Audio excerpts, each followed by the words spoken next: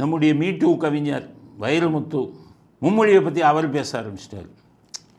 அவர் என்ன சொல்கிறாருன்னா, குழந்தைக்கு பால் அமைக்க விருப்பம் இல்லாமல் கொடுத்தோம்னா என்ன ஆகும்? அப்படியே வெளியில் துப்பிடுமா குழந்தை. அது மாதிரி இந்த மொழி எந்த மொழியும் திணிக்கக்கூடாது. ரொம்ப விவரமாக கவிதை எழுதுகிறாருன்னு பேசுகிறது. கவிதை எழுதுகிறாருல்ல, அதில் குழந்தைக்கு பாலை இது பண்ணக்கூடாது, திணிக்கக்கூடாது, துப்பிடும். குழந்தைக்கு பாலை திணிக்கலாமா, திணிச்சா துப்புமாங்கிறது அவங்க அம்மா தான் முடிவு பண்ணணும்.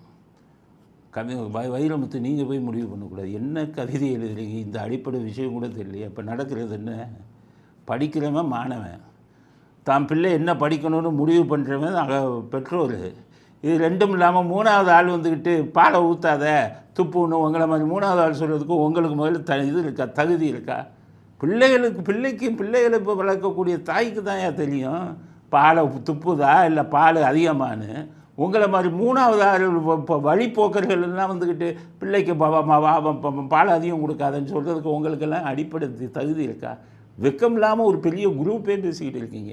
இவர் பெரிய ஒரு கவிதையில் பெரிய இது எழுதுகிற மாதிரி வாயில் துப்பிடும். மக்கள் தகித்து போயிருக்கிறாங்களாம். மக்கள் தகித்து தான் போயிருக்கான்.